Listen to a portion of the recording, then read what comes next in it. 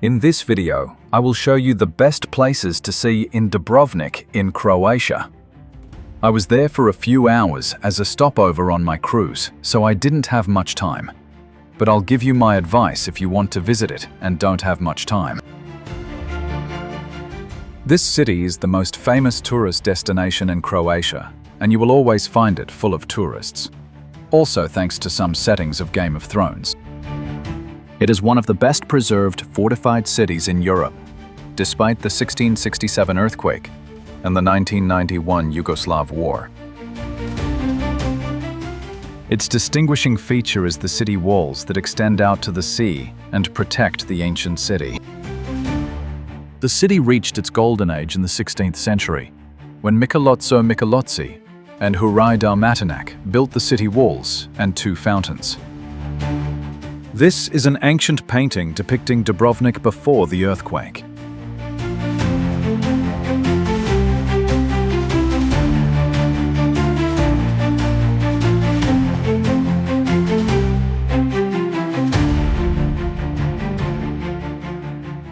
The old city, however, isn't very large and is enclosed within the walls. It's also possible to walk around the walls, which offer beautiful views of the surrounding sea and the city, though I think the price is too high.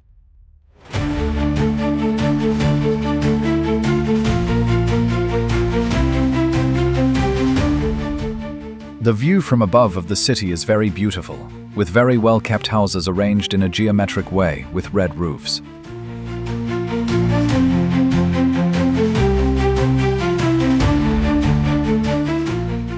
Now let's enter the old city and take a pleasant stroll. The city is pedestrianized, so it's the only way to explore the city within the walls. The access point is Porta Pile, where buses and taxis stop, and near the parking lot where you'll likely begin your visit. You cross a stone bridge, where at the top you can see the statue of Saint Blaise, the city's patron saint.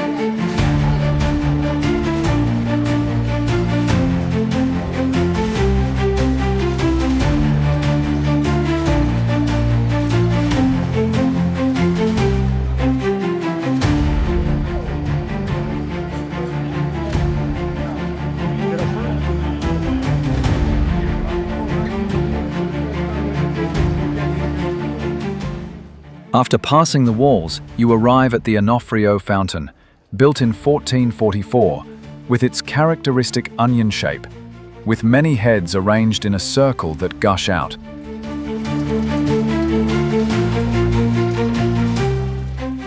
This fountain was very important because in the Middle Ages, anyone entering the city had to wash for hygiene reasons.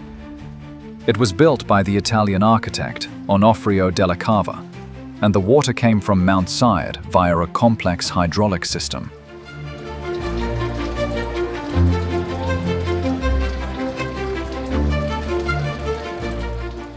Now we continue along the main street, called Stradun.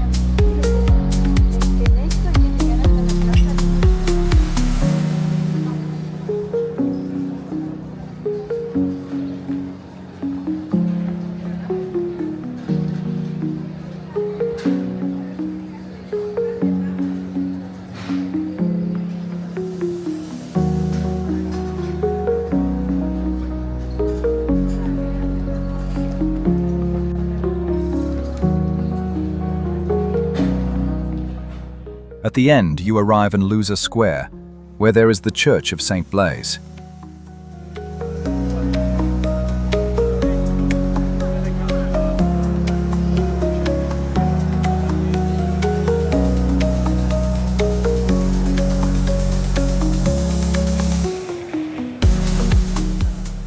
But why is St. Blaise the protector of Dubrovnik? It is said that in 719, Blaise, a martyr of Armenian origin, appeared in a vision to a local priest to warn him of an impending Venetian attack. The story later turned out to be completely false, but this made Blaise the patron saint of the city.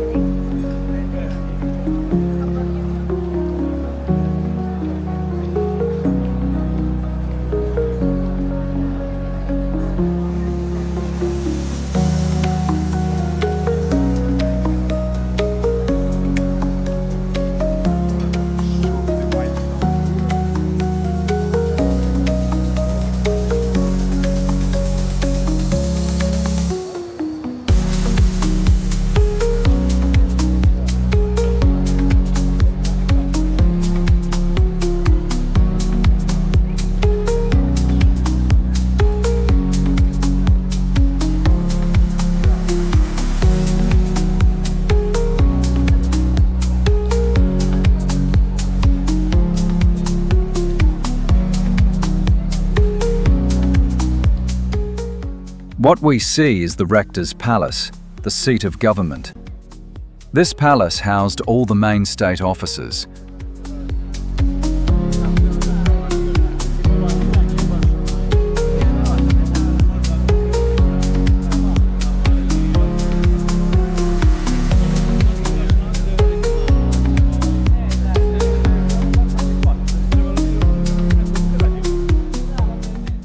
Now we enter the Cathedral of the Assumption of Mary. Unfortunately, the facade was not visible due to scaffolding for construction work. We enter from one side.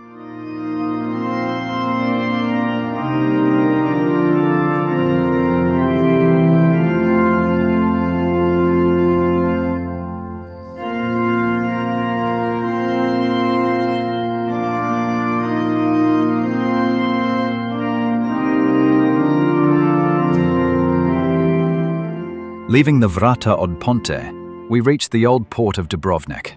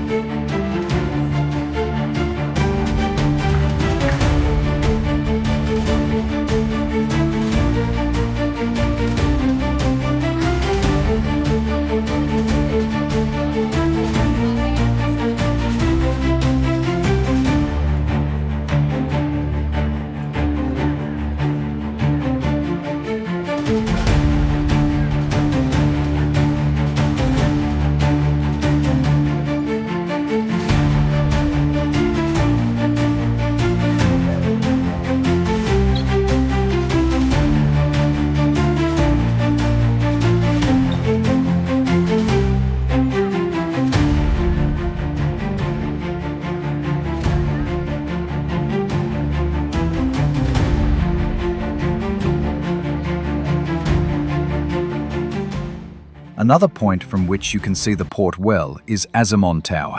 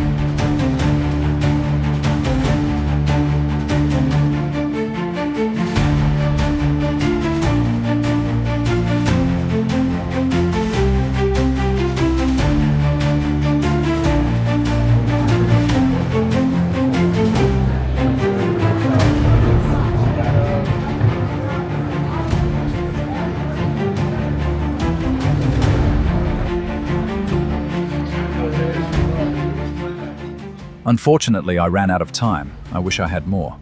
I didn't have much time, and there are certainly other things to see in the city, such as museums and other historic buildings.